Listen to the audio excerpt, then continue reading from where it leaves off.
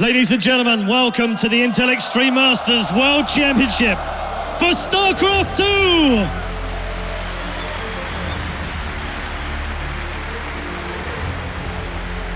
2! We've had a fantastic Season 9 and a fantastic weekend of StarCraft 2 as well. It has been absolutely fantastic. We've seen champions fall along the way. We've seen CJ Hero crushed in the quarterfinal. And we've seen our previous champions such as Innovation and Life go out in the first round. Incredible scenes all through the StarCraft 2 tournament. But right now, we're down to just two. Ladies and gentlemen, it's the grand final!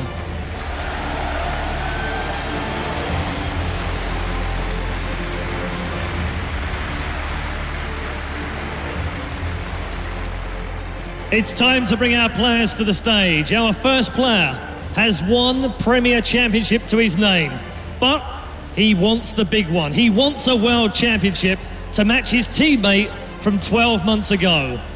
Please make some noise for Jin Air Green Wings Trap!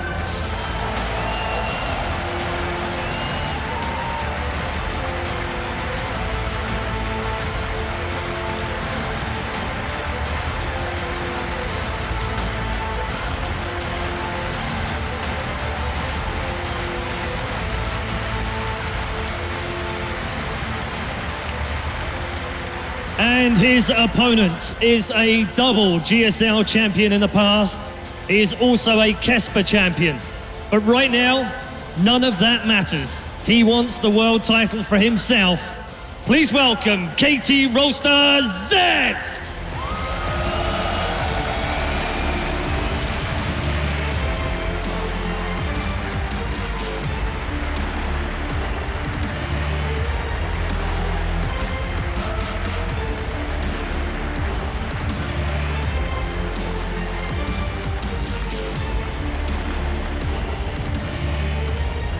Panel of hosts have been terrific all week long. They've delivered their expert analysis with brilliance for the last 3 days, and they are here once again in the grand final arena. Please make some noise for Frodan and the boys! Thank you so much, Red Eye. Terrific job to you as well, and we're ready for this finals once again between Zest versus Trap. There's so much to talk about between these two players, these two Protoss players, and I'm gonna go to Todd. I promised you before the break, and I'm a man of my word. How long Todd, do I have, though? you have a little bit of time, so go ahead and talk about what's the first thing you want to discuss in this matchup. I think Zest a little bit here because he's still being used a lot by his team as the ace in Pro League. And this can only mean one thing. He's showing great results in practice, and he's having a really hard time doing the same in tournaments. He's lost 3 of his last 3 Protoss versus Protoss matches in Pro League in the ace matches, so he's basically lost the whole match for his team then. So, been struggling here and there, and on the other end of the spectrum, you have Trap, who's been winning a lot. He won his last 8 matches against Protoss, beating big names left and right. He's on the same team as SOS, the winner from last year, who back then played some insane Protoss versus Protoss. So who knows, maybe Trap was actually the one behind SOS's victory. Maybe they trade secrets here and there. Maybe, they talk a lot about strategies. And yeah, he beat SOS even 4-0, but back at Battlegrounds made it look so convincing. So on paper, I feel like because of that, Trap might be the big favorite, but if Zest is able to play as well as he supposedly is able to in practice, he's really going to bring it as well. Yeah, that's right. Stu, you were talking a little bit about some of the history between these two players, even some of the weird things like some of the predictions. In fact, it's so funny, the Ali Gulag prediction, it's a statistics site that predicted Trap to win it all despite the biggest names in StarCraft 2. Yeah, this has to do with how many matches Trap actually has been winning. It's absolutely insane. This guy is on fire right now. He hasn't really dropped a whole lot of matches in. I think maybe his last 10 matches he's been winning. And it's against all different races as well. So Trap's on fire right now, and I think Zest might have some trouble because he hasn't had, we've been talking about how he's been slumping a little bit and maybe not had the same success rate as Trap. Yeah. But the interesting part here is that they played quite a lot in 2014. And Zest is actually the one that's been winning most of those matches. All right, well, guys, I have to cut it short because Game Number 1 is already underway, and Apollo and Maynard are ready for our first map. IEM Katowice, it is time! Are you ready? The World Championship is about to begin. In fact, it already has. This PvP, game number 1, underway, and we're going to have Overgrowth as our first map. Tell us about this series, Apollo. I'm very excited for these two players going head-to-head against each other for the World Championship trophy. It is now or never when it comes to running onto that stage, grabbing that trophy, and being called an Intel Extreme Masters World Champion. Just 2 players remain, and let us introduce them without further ado. From KT Rolster, this is Zest!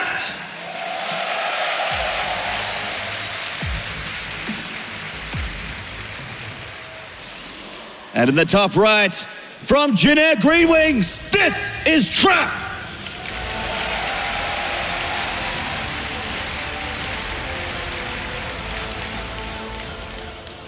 Trap came into this tournament as an online qualifier. That is a big moment for this guy to play from the comfort of his own home to qualify for the biggest tournament of his life. And he has not disappointed making his way through to the grand finals here. He's beaten some of the biggest fan favorites in this tournament. Flash, Fantasy, Dark was another big favorite that the crowd got behind. But he's here with a massive winning streak against Protoss. He's got a lot of confidence. But even with confidence, when you go onto that stage, nerves absolutely are gonna creep in. And that's gonna be a huge factor between the both of them for the entire of this series. Absolutely, nerves are factored for everyone. This crowd is incredible, and it is 10,000 plus strong. How do you not feel it?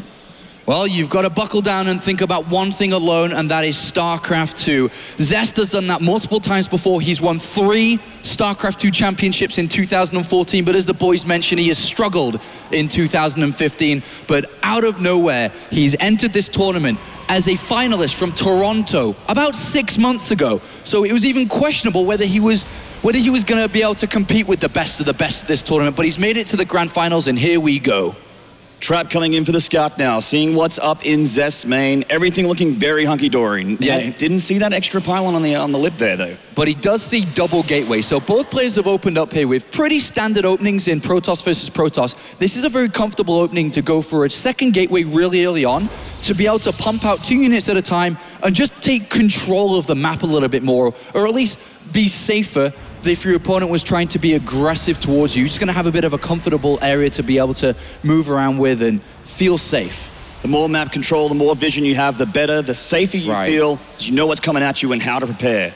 And both players now, with having 2 gateways down, they're both identical pretty much at the moment. As you can see in the middle of the map, Mothership Core, Stalker, a couple of probes moving around. They're looking to just get a little bit more of an advantage, and that is going to come from, can they get more information behind the double gateway? After you've chosen 2 gateways, you need to choose a tech choice or an expansion. So what is that going to be? And both players are looking for it. The Mothership Core of Zest is actually being touched up a little bit here. We'll get to that high ground. He doesn't want to lose it here. It's a very expensive unit to lose, and this is very important. Right. He'll probably have to recall here. Oh, 1 shot away from... Oh my God, he actually got it. Great pickoff for Trap. And a bit of an awkward start here for Zest. The Mothership Core isn't really an aggressive unit. He moved it out there. It's a very defensive unit. He moved it out there to try to find information. He wanted to go inside his opponent's main base to figure out what was going on, and he lost it already. That's a big blow to Zest and a massive confidence boost for Trap. He's going to be feeling very good about that. Both players very similar in the work account. Zest opting for the Robo Facility, Trap as well, so they've chosen Robotech here. I think this makes a lot of sense. They've both taken an expansion, but both players are playing very safe. They're not rushing, they're not trying to be aggressive, they're not trying to kill each other very early on, and I think that's a very good approach to a best of 7 on the world's largest stage. You don't want to make mistakes, you want to just play comfortable, play safe, and then start to exploit and find weaknesses and tendencies that you can really hammer home against your opponent the longer the series goes on. But important to note, neither of them have any idea what this is. This could be Dark Templar, this could be a big attack that's coming very shortly. They're both sitting back at home, wondering what's next. That's right, both players are indeed just trying, just being very defensive right now. I mean, Zest has already lost his Mothership Core once, and they're just sitting back and waiting and seeing what happens. Both players making Immortals. They're making Immortals before Observers. Observers is the scouting unit, but they're both chrono boosting out the Immortal to make sure they can have units out in case a big attack comes in. And here comes the first scouting information. Both players hallucinated Phoenixes, about to glean what's going on. Yeah, they're going to try to figure out what's going on. Trap has actually had a probe that saw the Nexus, so he's in a comfortable position, he knows what's up, and now he's going to go inside his opponent's main base and have a look. He sees 2 gateways and a robotics facility, and likewise Zest does the same. And from this point they say, oh, okay, you've actually opened the same as me. We're both in a very similar position. And now we're going to really focus on the mid game. The early game build orders have been skipped pretty much when it comes to aggression or teching up hard. Both players with a very, very similar opening. It is starting to change up a little bit though. Trap is going to make a Warp Prism. Gonna try and see if he can get some drop play on the map here with a Forge behind it for both players. So both players going for a Forge, both players looking to kind of get their upgrades in the game to make their units stronger the longer the game goes on. And we see a Warp Prism from both players, but Trap got it a little bit faster here. He's gonna start doing harassment damage with units inside the Warp Prism, because with the setup that they have, there is no really anti-air that's going to be able to shoot the Warp Prism down to stop it from flying in, flying out, dropping these units, doing damage. Zest is doing the same, just a little bit later on, but he's going to have to be the more reactionary player because it's going to hit first. You can use it in warp in for attacks as well as a sort of a mobile forward pylon, but of course drop play always a threat. And speaking of, we're seeing it happen down here on the left of the map. But a nice placed pylon here from Zest. Yeah. He will at least be able to see it before it gets anywhere near his All right, deck. so Trap has already killed the mothership core early on of Zest, and now he goes for the second big blow into Zest. He's going to take a pylon, just maybe slow his opponent down, supply block him if he can, and see what more he can achieve. Only a pylon for now. Zest likewise, but Zest, just has to be careful here. Both Immortals got caught. You cannot afford to lose that. That is so expensive. Immortals are an expensive unit. If he loses this, he loses map control, and remember, Trap still has his on the go. Does indeed. Very expensive unit, a powerful, hard-hitting unit, and he's taken it. Oh, just got the pylon on the edge there. Doesn't lose any units. Both players just doing chip damage, but this looks like something a little bit more. The double Immortal drop in the natural of Trap here. Pick up micro, he does keep the Warp Prism alive, both Immortals as well. It's only got 47 hit points remaining though, so he's got to be very, very careful about that. He does not want to lose this. And of course, Trap is he's actually moving Stalkers to the left-hand side. This could be a big moment. If these Stalkers are able to find that Warp Prism, it's gonna try and escape.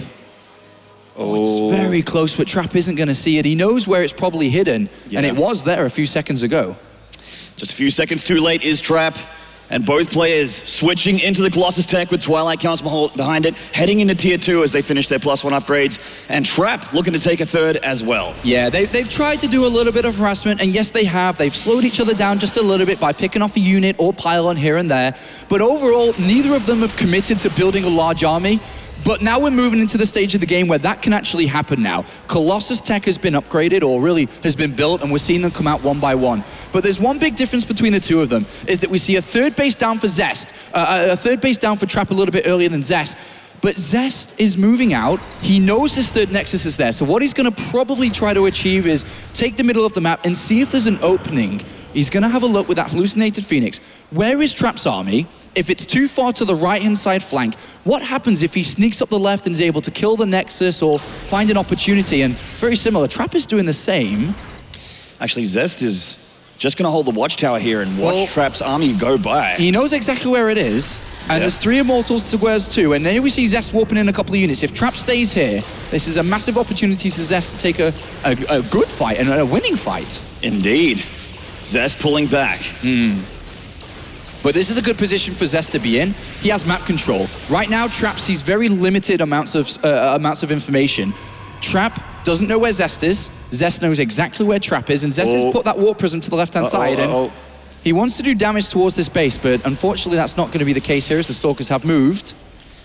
The damaged Warp Prism did manage to escape the Stalkers there. Another Warp Prism on the left, though. One of Trap's Warp Prisms heading back towards Zest main, and with Zest concentrating on the scouting here, maybe able to pull a fast one. He did get the pylon vision from the edge, so he can hide. It's a little bit better as he comes in. Yeah, pretty equal game between the both of them, but Trap, who did have that faster third base, does have a better income and is starting to pull ahead in terms of supply. Having a better income means he can build simply more units. Absolutely. More production as well. Stargate going down for Zest. The Warp Prism in the main. Bit of a scrap here in the middle with the 3 Colossus of Trap Zest chasing isn't down ready. 2 here. Zest isn't ready to fight. He doesn't look ready at all. He's controlling the Immortals back here on this drop. 1 Colossus getting a little bit low here. There's already a lot of damage being dealt here by Trap onto Zest's army. He may be able to go for momentum. And if he's able to get momentum, he could push towards his third, but he's happy with just the Colossus pick-off. That was good enough of a win. Small damage over time is going to start to have more critical effects on the game. Picking off that Colossus for pretty much for free was a great move there. Always a nice pick-up. Very expensive tier 3 unit. And Trap's Warp Prism still hasn't done too much in the main. In fact, it's been spotted. And gets deflected without actually warping in anything. All right, so definitely lots of small little victories here for Trap. That Colossus was a nice pick-off. But we see Zest furthering his tech even more now. So they go into another level of tech. We see a Stargate in a Fleet Beacon down. What he's looking to achieve is to bring Fleet Beacon, to bring Tempest into the game through the Fleet Beacon. If he's able to be able to get to this level of tech, he will deal with Colossus very easily. It's a big investment of resources, and he needs a lot of time. Within this time frame, he is very, very vulnerable to different types of attacks that Trap can do. Unfortunately for Zest, Trap doesn't know about it, but Trap at the moment is powering up with gateways. He's in the middle of the map. And if he takes a fight, this is a perfect time without knowing that it is. Yeah, he's not aware of the tech shift here. He didn't scout it, but he is, in fact, just hitting this window. It's a brilliant decision from and the high Trap. ground has not been taken here by Zest. He's buckled down on his third, and Trap just walks up, and this is a perfect time for Trap to strike. Will he be able to get the job done? Zest pulling back on the third. Time Warp going down here. Doesn't manage to catch any of the units just yet. Trap taking it easy. The Mothership Core has been sniped down. And that's actually going to push him back there. He's not feeling too confident in his attack. Of course, if he goes in and commits, the fight has to take place. There is no retreat, so he goes for a full commitment.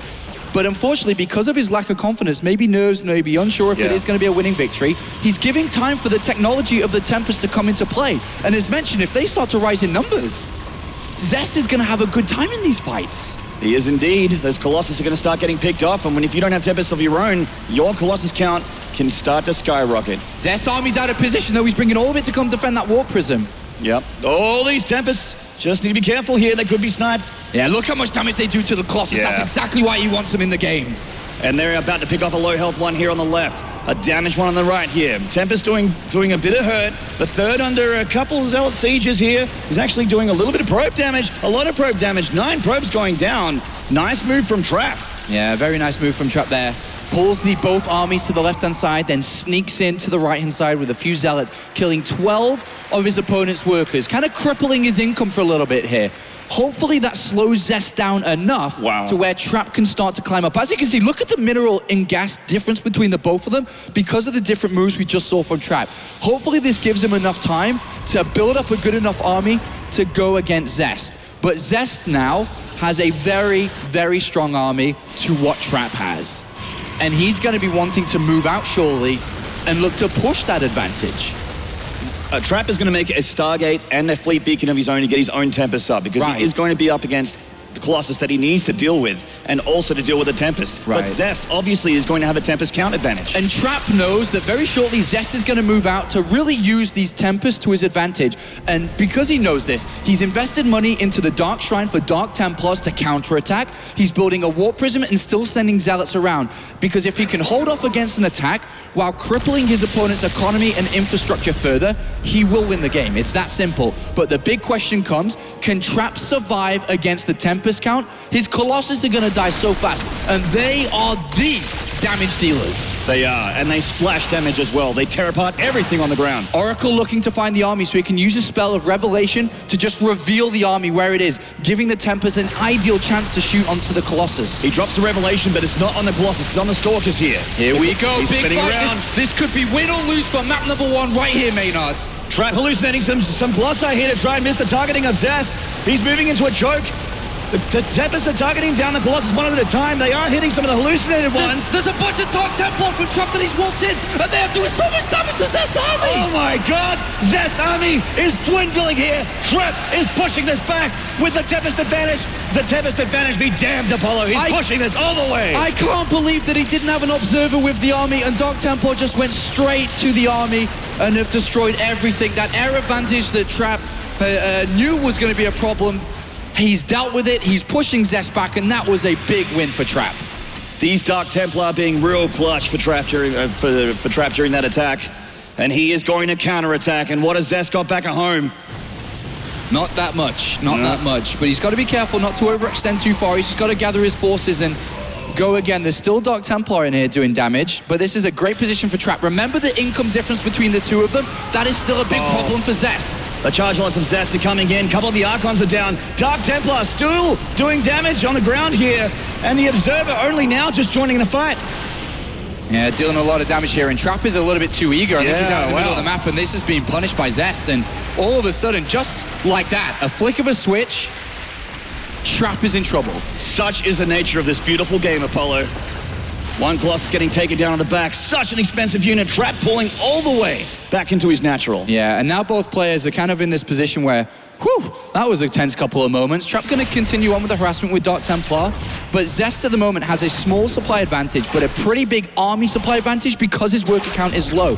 He's going to try and push the advantage, and Trap overextended, made a mistake, was punished for it, and now Zest, all of a sudden, after that really big fight, is looking to try to take map number 1 for himself. He is indeed. He wants to press the issue here. His crosshairs are set on this third Nexus. The Colossus are shooting some probes on the edge here, but what he really wants is to destroy the army of Trap and kill the Nexus and really, really cripple his opponent. Yeah, there is an Observer with this army for Zest, so Dark Templar not a bit of a problem. Trap waiting, trying to add as much to his army as he can before he goes in.